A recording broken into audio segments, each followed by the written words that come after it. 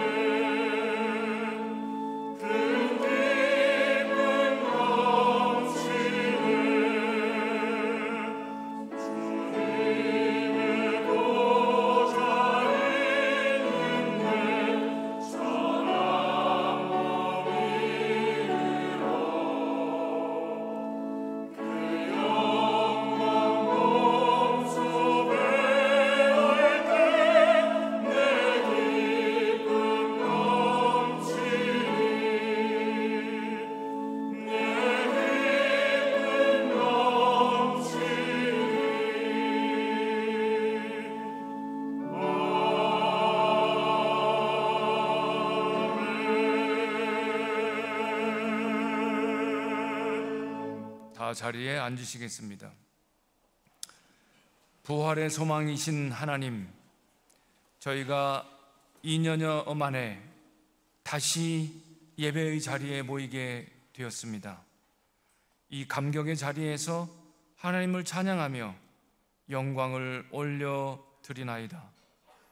다시 모인 신학대학원 예배 공동체가 온전히 하나님의 현현을 경험하게 하옵시고, 이 예배를 통해 저희들 사이에 거룩한 교제를 이루게 하옵소서. 우리 주 예수 그리스도의 이름으로 기도하옵나이다. 아멘. 우리 모두 거룩하신 하나님의 존전에서 먼저 우리의 죄를 하나님께 고백합시다. 만일 우리가 죄 없다고 하면 우리는 자신을 속이는 것이요 진리가 우리 안에 있지 아니합니다. 그러나 만일 우리가 자신의 죄를 자복하면 신실하고 의로우신 하나님께서 우리의 모든 죄를 사해 주실 것이요 모든 불의에서 우리를 깨끗게 해 주실 것입니다. 함께 공동으로 참회의 기도를 먼저 드리겠습니다. 자비로우신 하나님, 어렵고 힘든 시간을 보내면서 저희들이 온전히 주님만 바라지 못하였음을 회개합니다.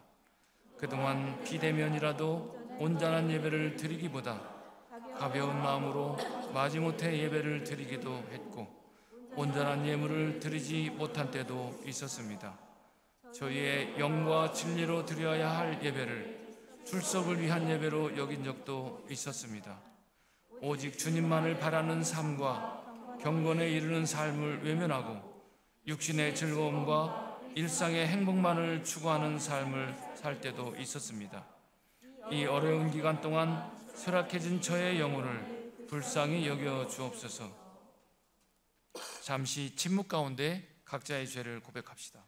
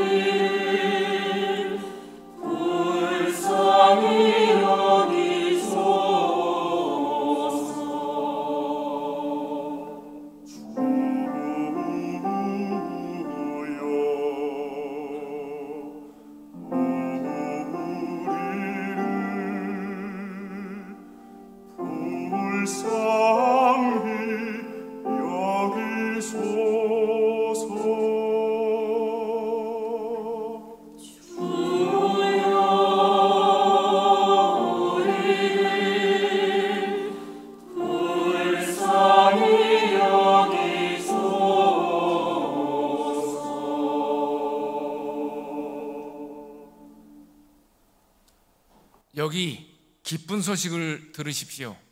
누가 우리를 정죄하겠습니까? 우리가 아직 죄인 되었을 때에 그리스도께서 우리를 위해 죽으심으로 우리를 향한 하나님의 사랑을 확증하셨습니다. 누구든지 그리스도 안에 있으면 새로운 피조물입니다. 죄악된 옛 삶은 지나가고 새 삶이 시작되었습니다. 예수 그리스도의 이름으로 우리는 용서함을 받았습니다. 아멘.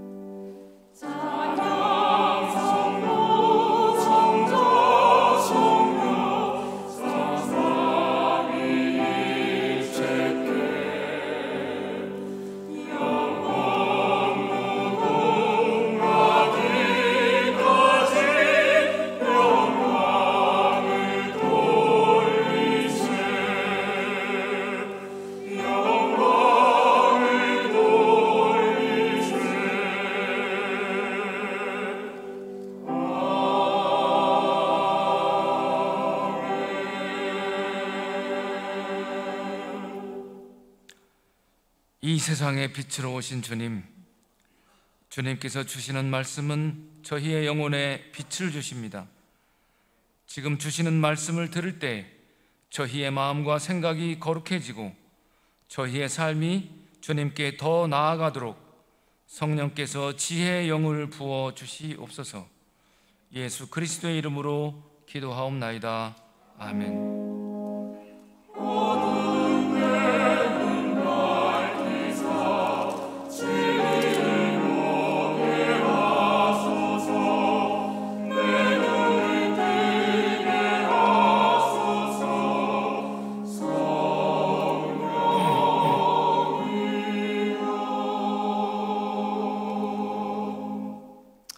오늘 우리에게 주시는 하나님의 말씀은 누가복음 4장 14절로 30절입니다. 제가 받들어 읽겠습니다. 예수께서 성령의 능력으로 갈릴리에 돌아가시니 그 소문이 사방에 퍼졌고 친히 그 여러 회당에서 가르치심에 뭇사람에게 칭송을 받으시더라. 예수께서 그 자라나신 곳 나사렛에 이르사 안식일에 늘 하시던 대로 회당에 들어가사 성경을 읽으려고 서심해 선지자 이사야의 글을 들이거늘 책을 펴서 이렇게 기록된 데를 찾으시니 곧 주의 성령이 내게 임하셨으니 이는 가난한 자에게 복음을 전하게 하시려고 내게 기름을 부으시고 나를 보내사 포로된 자에게 자유를, 눈먼 자에게 다시 보게 함을 전파하며 눌린 자를 자유롭게 하고 주의 은혜의 해를 전파하게 하려 하심이라 하였더라. 책을 덮어 그 맡은 자에게 주시고 앉으시니 회당에 있는 자들이 다 주목하여 보더라. 이에 예수께서 그들에게 말씀하시되 이 글이 오늘 너희 귀에 응하였느니라 하시니 그들이 다 그를 증언하고 그 입으로 나오는 바 은혜로운 말을 놀랍게 여겨 이르되 이 사람이 요셉의 아들이 아니냐. 예수께서 그들에게 이르시되 너희가 반드시 의사야 너 자신을 고치라 하는 속담을 인용하여 내게 말하기를 우리가 들은 바 가버나움에서 행한 일을 내 고향 여기서도 행하라 하리라. 또 이르시되 내가 진실로 너희에게 이르노니 선지자가 고향에서는 환영을 받는 자가 없느니라. 내가 참으로 너희에게 이르노니 엘리야 시대에 하늘이 3년 6개월 동안 닫히어 온 땅에 큰 흉년이 들었을 때에 이스라엘에 많은 과부가 있었으며 엘리야가 그중 한 사람에게도 보내심을 받지 않고 오직 시돈 땅에 있는 사렙다의 한 과부에게 뿐이었으며 또 선지자 엘리야 때에 엘리사 때에 이스라엘에 많은 나병 환자가 있었으되 그 중에 한 사람도 깨끗함을 얻지 못하고 오직 수리아 사람 나아만 뿐이었느니라. 회당에 있는 자들이 이것을 듣고 다 크게 화가 나서 일어나 동네 밖으로 쫓아내어 그 동네가 건설된 산 낭떠러지까지 끌고 가서 밀쳐 떨어뜨리고자 하되 예수께서 그들 가운데로 지나서 가시니라. 주님의 말씀입니다. 주님 감사합니다.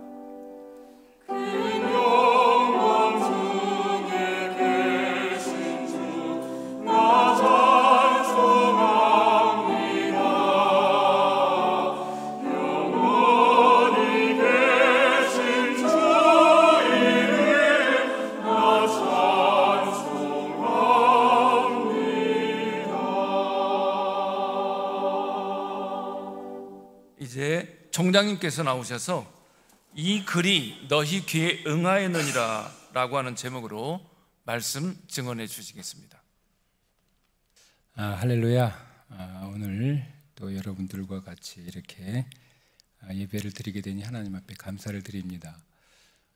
우리 서울신학대학교의 정말 핵심이죠. 우리 신학대학원 여러분들은 우리 학교가 존재하는 목적입니다. 우리 학교는 복음을 전도하기 위해서 111년 전에 우리 선배들이 국가가 어려울 때 나라를 빼앗기고 정말 어려운 가운데에도 성결의 복음을 통해서 이 나라를 해방시키고 또 이 민족을 올바른 길로 인도하겠다는 그런 일념으로 이 학교를 세웠습니다. 그리고 이제 111년이 됐는데 그동안 많은 위기와 어려움이 있었지만 하나님께서 지켜주셔서 오늘에 이르고 있습니다. 여러분들은 그렇기 때문에 자부심을 가져야 됩니다.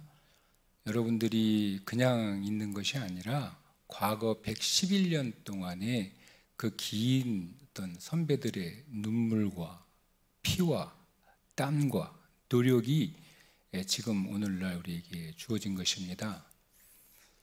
그들은 전부 예수 그리스도의 복음을 증거하고 또 그리스도를 높이기 위해서 목숨을 바쳤습니다. 여러분들도 그렇게 해야 됩니다.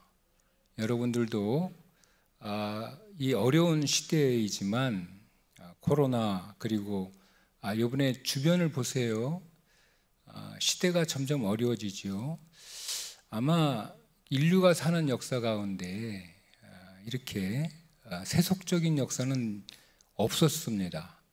그 이전에 물론 이렇게 종교사를 공부하고 철학사를 공부하고 여러분들 연구해 보면 아시겠지만 무신론적인 그런 어떤 전제들, 하나님을 가볍게 생각하는 마음들, 이런 것들이 없었을 리가 없죠. 항상 있었지만 그러나 그 사회와 그 전체를 이끌어가는 어떤 주된 이념은 항상 하나님이 계시다는 것, 그리고 전능하신 하나님, 그 누군지 모르지만 그 전능하신 하나님이 이 세계를 지배하고 다스리고 그리고 그걸 통해서 이 세계는 운영되고 있다는 어떤 막연한 그런 어떤 소위 말해서 유신론적 전제를 가지고 생활해 왔다가 여러분 잘 아시는 것처럼 계몽주의 시대 이후로 지금 역사 속에서 이렇게 무신론이 상식이 되고 유신론이 소수가 되는 그런 역사는 없었습니다.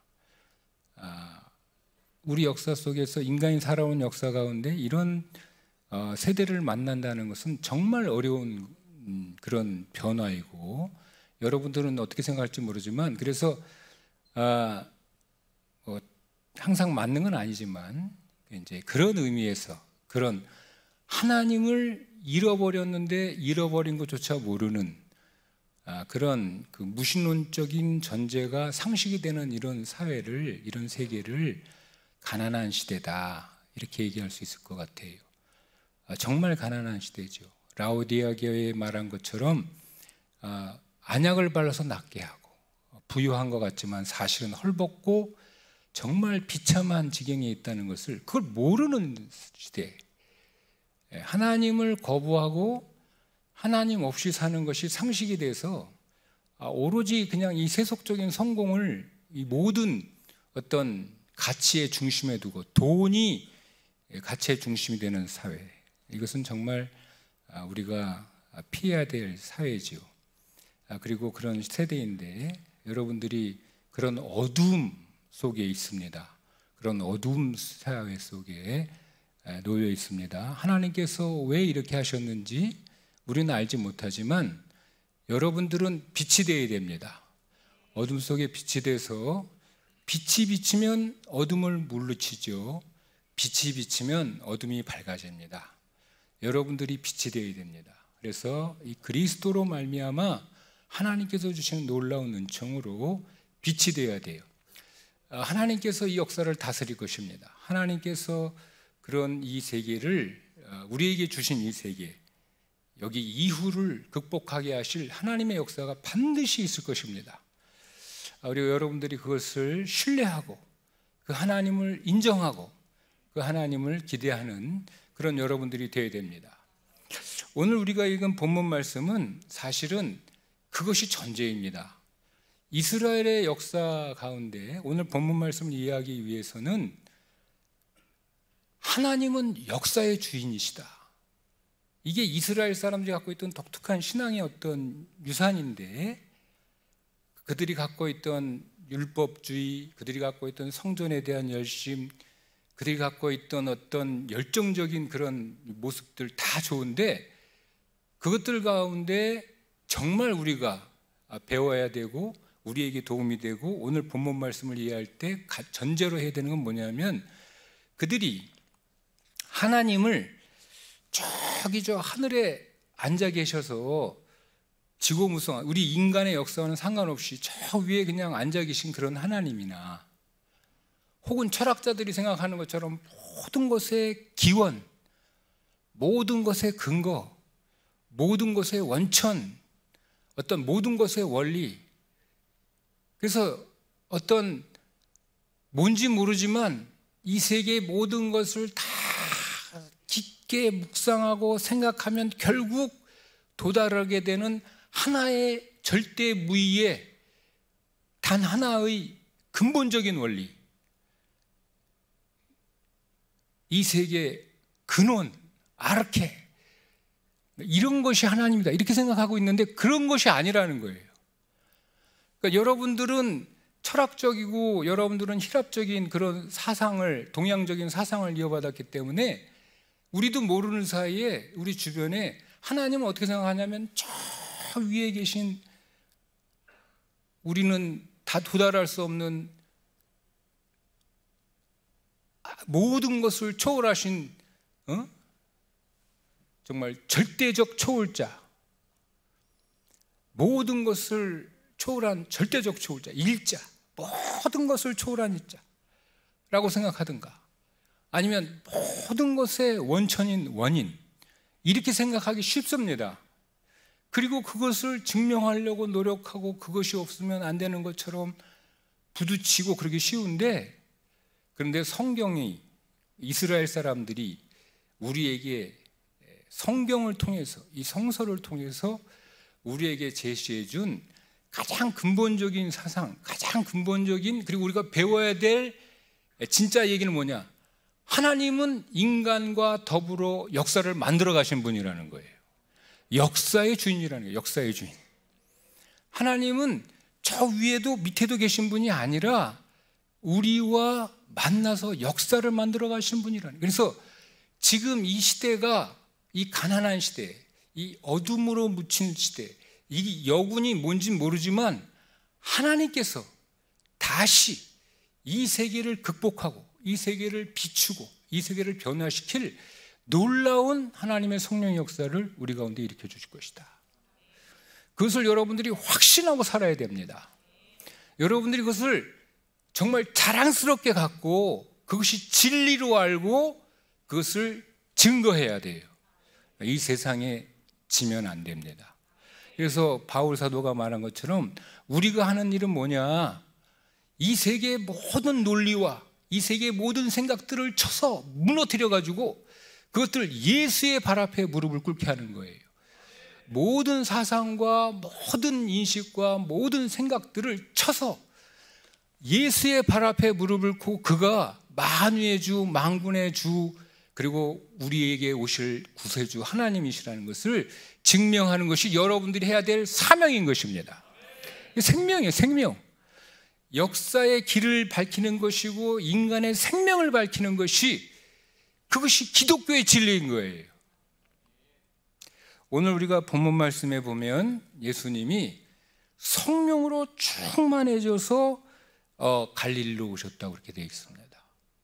그리고 갈릴리 이 나사렛에 오셔서, 여러분 너무너무 잘 아는 내용이죠.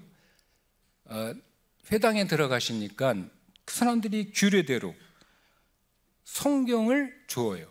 그러면 이 사람들은 여러분 아시는 것처럼 이스라엘이 망하고 돌아온 다음에 회당 문화가 발전해 있습니다. 성전이 자꾸 무너지고 회파되고 그렇게 되다 보니까 그 에스라가 율법을 공부해가지고 돌아와가지고 율법 학자 에스라가 대부흥을 일으키잖아요. 그러면서 그 율법을 통해서 이스라엘의 민족적 정체성을 지켜가고 있었어요. 회당. 그래서 이스라엘이라는 나라는 참 이상한 나라예요. 살펴보면 하나님, 전능하신 하나님이 다스린다 그러는데 정치적 권세, 권력이 인간의 만들어낸 제도로서의 정치적 권력이 중심에 서 있는 것이 아니라 이 하나님의 말씀을 중심으로 하는 이 회당이 역사의 전면에 서게 되는 것을 보게 됩니다. 그래서 물론 여러분 잘 아시죠? 사무엘상 거기도 맨 처음부터 그 왕권이라는 게 등장할 때부터 그렇게 되잖아요. 왕권이라는 게 등장할 때부터 이스라엘 사람들이 왕을 달라. 그러니까 사무엘이 뭐라 그럽니까? 하나님이 뭐라 그럽니까? 사람들이 왕을 달라 그러니까, 야, 사무엘한테 쫓아와서 우리한테 왕을 주시오, 왕을 세워주시오 그러니까 사무엘이 말합니다. 섭섭한 거예요. 내가 하나님 말씀을 지키고 하나님 말씀을 가르치고 너희들을 잘 인도하고 있는데 나 말고 왕을 세워달라니 섭섭해서 그가 어찌할 바를 모르는 거죠. 하나님께 기도했어요. 근데 하나님 말씀하십니다. 사무엘에게, 사무엘아, 네가 섭섭해할 거 하나도 없다. 그 백성들이 왕을 구하면 너를 비난하는 것이 아니라 하나님을 비난하는 것이다. 나를 싫어하는 것이다. 그래서 왕을 세워주기를 원치 않아요, 하나님이. 그런데 인간들이 하도 왕을 세워달라고 하니까 할 수 없이 왕을 세워주는 거죠. 그래서 그 왕이라는 것이 이스라엘에서는 사실 갈등이에요, 갈등. 그래서 그 이스라엘에서 왕이 나라가 망하고 이스라엘이 잘 안 된 게 하나님의 뜻이야, 내가 보니까. 왜? 왕이 제대로 된 정말 솔로몬 같은 그런 왕이, 다윗 같은 군왕이 계속 나와서 통치하면서 자자손손 나라를 지키고 세계 최고 인류 국가가 돼보세요. 그럼 거기서 메시아를 기다리겠습니까? 왕을 기대하겠습니까? 당연히 왕을 기대하겠지. 메시아라는 생각을 품지 않겠죠.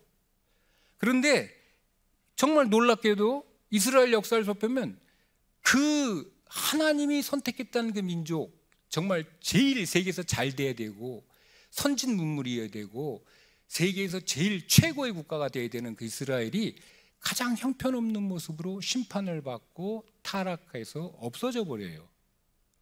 역사상에서는 자치가 정치적으로 없어져 버립니다. 그렇잖아요. 국가라는 것은 영토가 있어야 되고 국민이 있어야 되고 주권이 있어야 되는데 이것이 없어져 버려요. 그러니까 국가라는 게 없어.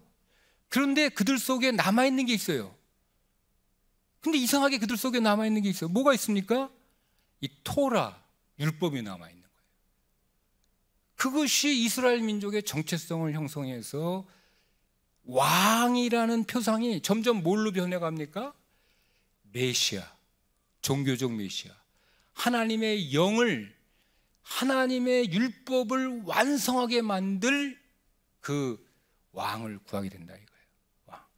하나님이 역사를 그렇게 주관하시는 거야, 이스라엘 역사를.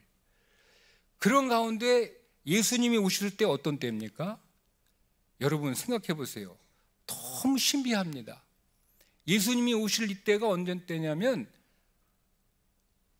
그들이 예루살렘에서 망했다가 다시 돌아와서 율법을 통해서 나라를, 율법의 에스라의 부흥같이 커다란 부흥을 이뤘어요.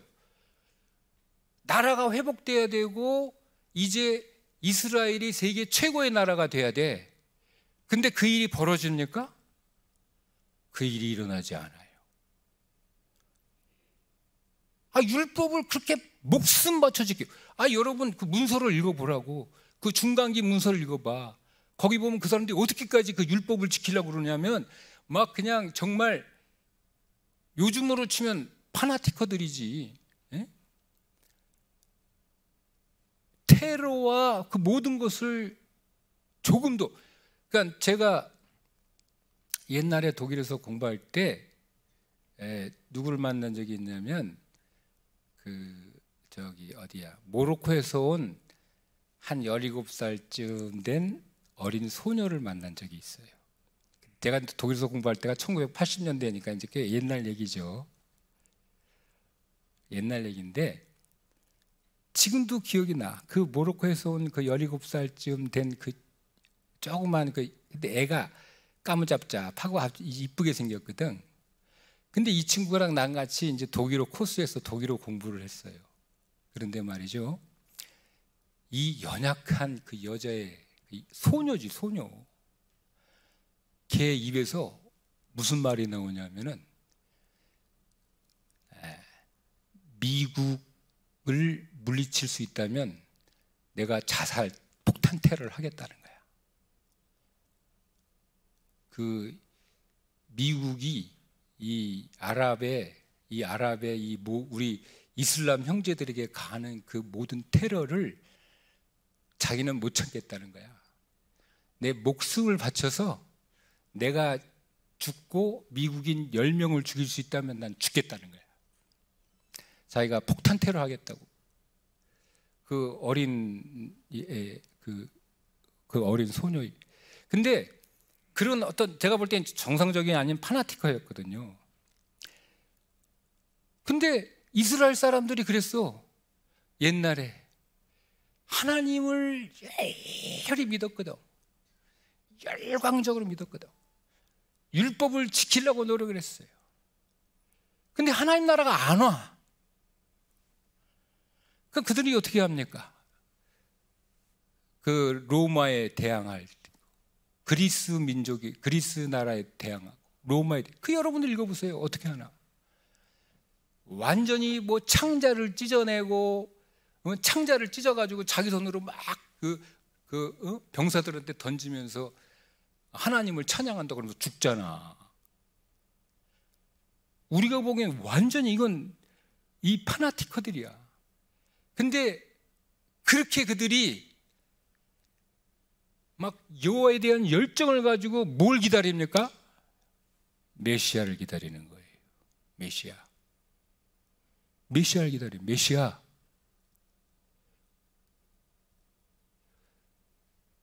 여러분, 작년에, 지금 좀 시간이 지나서 그렇지, 작년, 재작년에 우리 한국을 휩쓸고 있던 열풍이 있었어요.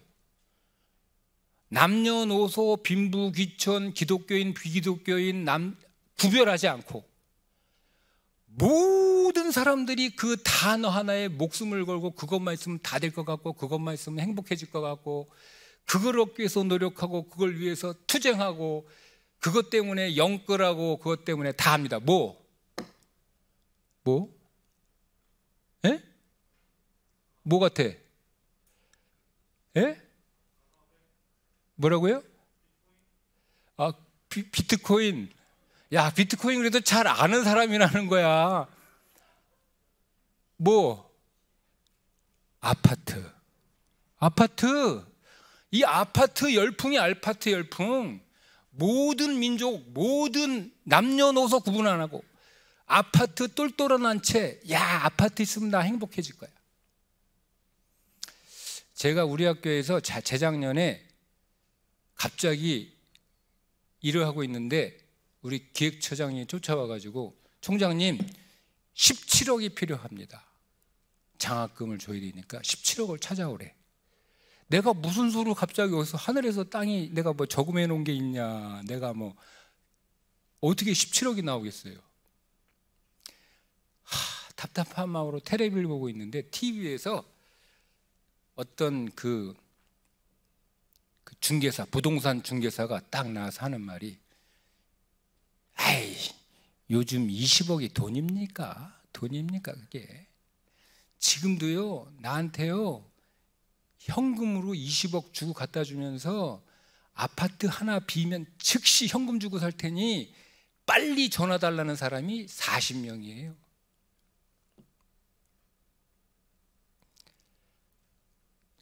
우리나라가 아파트 열풍, 전부 아파트.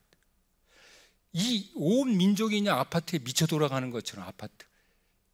우리나라 민족이 이게 문제가 있는 거지. 근데 이스라엘 민족은 그 아파트 열풍 같은 열풍이 있었어. 어떤 열풍인 줄 아세요? 메시아 열풍이 있었다는 거야.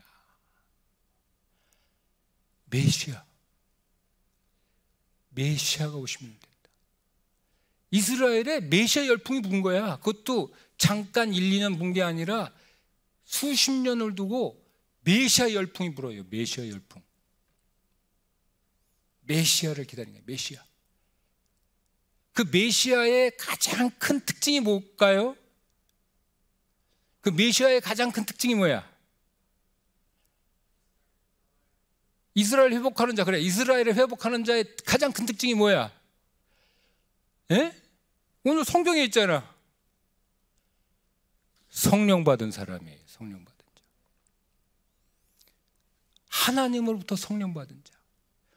성령을 받아서 성령을 우리에게 주실 자. 이게 메시아. 그를 기다리는 거예요. 그래가지고 봐, 여기 주의 성령이 내게 임하셨으니 이는 가난한 자에게 복음을 전하게 하시려고 내게 기름을 부으시고 나를 보내사 포로된 자에게 자유를, 눈먼 자에게 다시 보게 함을 전파하고 눌린 자를 자유롭게 하고 주의 은혜를 전파하게 하려 하심이라. 이게 어디 말씀입니까? 이사야서 61장에 있는 말씀이죠. 여러분, 이사야서 61장에 있는 말씀이 또 있어요. 비슷한 말씀이. 45장 여러분 한번 다 찾아봐봐요. 이사야서 42장 1절 내가 붙드는 나의 종 내 마음에 기뻐하는 자 곧 내가 택한 사람을 보라. 내가 나의 영을 그에게 주었은즉 그가 이방에 정의를 베풀리라. 여러분 이사야서 11장 보세요. 11장 다 엄청납니다. 이사야서 11장 11장 이새의 줄기에서 한 싹이 나며 그 뿌리에서 한 가지가 나서 결실할 것이요 그의 위에 여호와의 영 곧 지혜와 총명의 영이요 모략과 재능의 영이요 지식과 여호와를 경외하는 영이 강림하시리니 그가 여호와를 경외함으로 즐거움을 삼을 것이요 그의 눈에 보이는 대로 심판하지 아니하며 그의 귀에 들리는 대로 판단하지 아니하고 공의로 가난한 자를 심판하며 정직으로 세상에 겸손한 자를 판단할 것이며 그의 입에 막대기로 세상을 치며 그의 입으로 기운으로 악인을 죽일 것이며 공의로 그의 허리띠를 삼고 성실로 그의 몸에 띠를 삼으리라. 할렐루야. 이사야서 11장. 이 성령에 대한 간절한 간구가 어디 나와 있습니까? 요엘서 2장 28절. 마지막 날에 내가 내 영을 모든 백성에게 부어주겠다. 이게 다 이 성령의 부으심, 성령을 받은 자, 그가 어떤 자냐? 메시아의 특징이야. 메시아의 특징. 그래서 여러분 잘 아는 것처럼 세례 요한이 뭐라 그럽니까? 예수님의 행적을 딱 둘로 정했어. 딱 둘. 나는 물로 세례를 주거냐 내 뒤에 오시는 애는 뭐래? 불과 성령으로 세례를 주실 것이다. 메시아가 어떤 분이냐? 불과 성령으로 세례 주시는 분이야. 왜? 성령의 능력으로 사람의 마음을 온전하게 새롭게 해서 그들의 마음속에서 여호와를 경외하는 마음을 갖게 하고 그들이 겸손해져서 하나님을 사랑하게 하고 이웃을 사랑하게 하는 거예요. 할렐루야. 그거를 갖고 오는 게 메시아. 근데 오늘 뭐라 그럽니까? 예수님이 그걸 읽고 책을 덮어 맡은 자에게 주니까 사람들이 저거 메시아 기절인데 제가 왜 저걸 읽었지? 하고 눈을 또 빤히 쳐다봤겠지. 그러니까 예수님이 뭐라 그럽니까? 21절에 이에 예수께서 그들에게 말씀하시되 이 글이 오늘 너희 귀에 응하였느니라. 이게 무슨 소리예요? 내가 누구다? 메시아다. 예수님의 메시아 선언이에요. 메시아 선언. 여러분, 하나님은 역사의 주님이십니다. 어둠 가운데 인간의 몸으로 오셔서 인간 가운데 거하시고 인간처럼 사시면서 십자가를 지시고 그 죽음의 세력을 뚫고 부활하심으로써 영을 우리에게 주신 분입니다. 그러므로 새 역사가 열리는 거예요. 새로운 역사가 열리는 것입니다. 인류가 아무도 알아보지 못하는 엄청난 어둠의 역사가 여러분 앞에 놓여 있는 것 같지만 성령이 역사하시면 성령의 새로운 세대가 반드시 오는 것입니다. 여러분, 예수 그리스도를 성서대로 믿으시길 축원합니다. 성서대로 하나님의 말씀대로 이것을 받아들이세요. 그리고 믿고 순종하세요. 여기 있는 대로 따라 기도하세요. 그러면 여러분들이 다 성령을 받게 되어 있습니다. 성령을 받으면 여러분들이 이 세계를 비추는 빛이 됩니다. 이 세계를 구원하는 구원자가 되는 것입니다. 여러분들이 다 그거 하라고 여기 와 있는 거예요. 지금 사실 여러분들이 교회 목회 다 좋은데 교회 목회는 바로 뭐냐? 이 빛이 되라고 있는 거예요. 여러분들이 이 세상을 살리는 빛, 이 세상을 온전하게 만드는 정말 능력 있는 구원자가 되라고 여러분들에서 훈련받는 것입니다.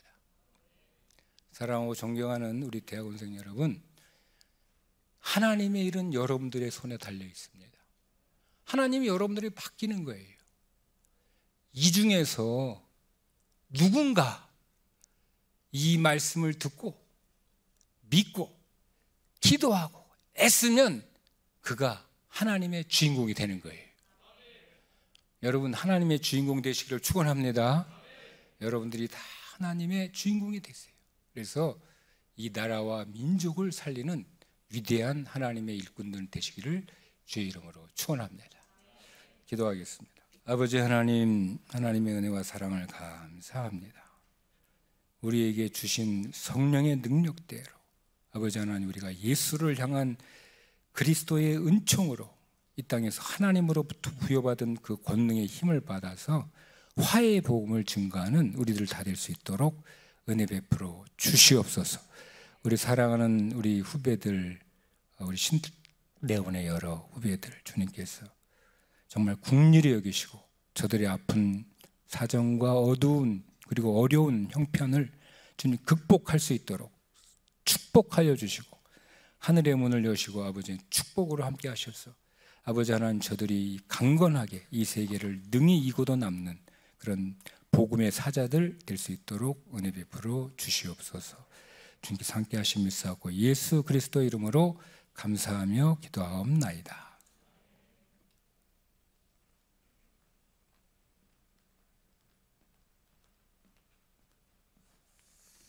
아멘. 은혜로운 말씀 감사합니다. 우리 다 같이 한 음성으로 사도신경으로 우리의 신앙을 고백하겠습니다. 나는 전능하신 아버지 하나님 천지의 창조주를 믿습니다. 나는 그의 유일하신 아들 우리 주 예수 그리스도를 믿습니다. 그는 성령으로 잉태되어 동정녀 마리아에게서 나시고 본디오 빌라도에게 고난을 받아 십자가에 못 박혀 죽으시고 장사된 지 사흘 만에 죽은 자 가운데서 다시 살아나셨으며 하늘에 오르시어 전능하신 아버지 하나님 우편에 앉아 계시다가 거기로부터 살아있는 자와 죽은 자를 심판하러 오십니다. 나는 성령을 믿으며 거룩한 공교회와 성도의 교제와 죄를 용서받는 것과 몸의 부활과 영생을 믿습니다. 아멘.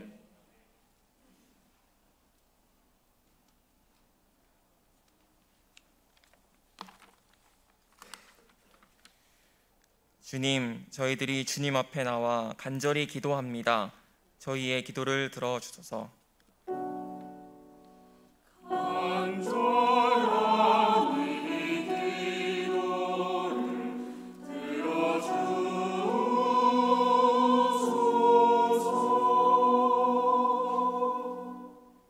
거룩하신 주님, 다시 시작한 온전한 모임의 예전을 인해 감사드리오며 이 예전을 통해 예배의 감격을 회복하게 하시옵고 저희들이 다시 신학대학원 예배를 통해 거룩한 교제를 이루게 하옵소서.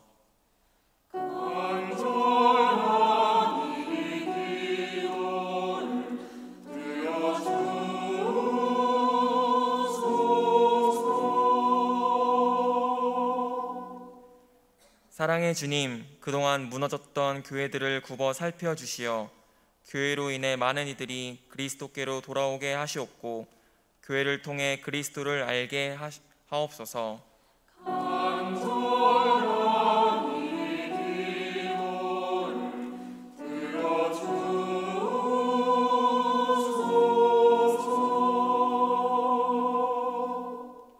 자비하신 주님, 우크라이나 전쟁으로 인해 목숨을 잃은 이들과 그 죽음을 슬퍼하는 가족들을 기억하시고 하늘의 위로 내려주시며 저희들도 그들을 위하여 기도하며 도움의 손길을 함께 내밀게 하옵소서.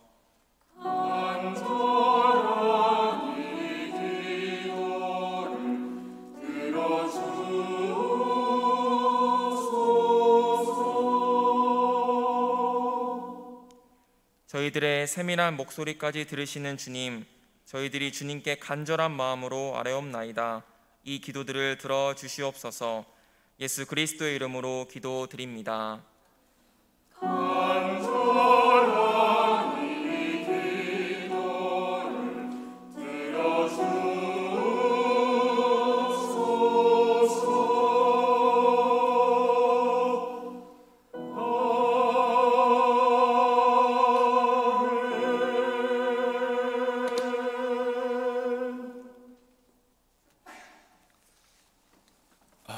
알리는 말씀입니다. 목회 현장 훈련센터 이번 학기 목회 박람회 강사 선호도 조사를 하려고 합니다. 참여하신 분들은 추첨을 통해서 선물을 드린다고 하니 많은 적극적인 참여를 바랍니다. 참여 기간은 어제부터 이번 주 금요일까지네요. 참고하시고요. 그다음에 교학과 광고입니다. 신학대학원 졸업종합시험 5월 16일부터 20일까지 진행됩니다. 야간은 5월 14일, 21일 진행됩니다. 원우회 2022년도 신학대학원 48대 원우회 선거 공고입니다.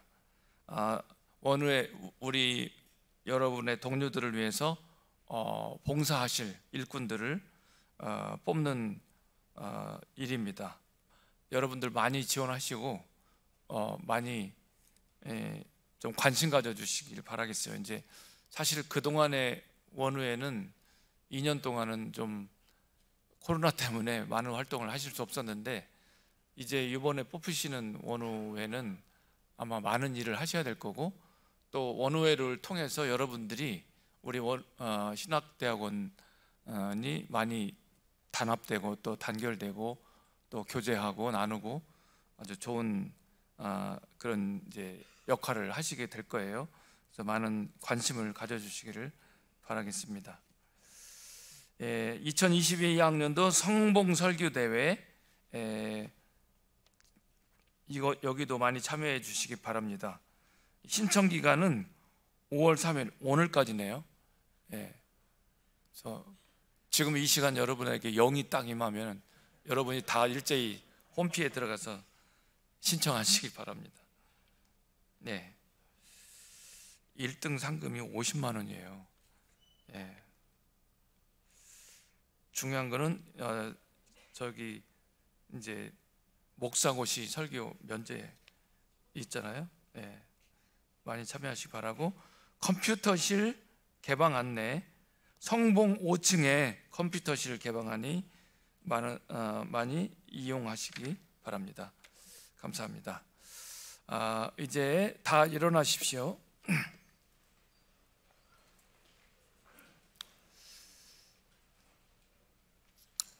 사랑하는 서울신학대학교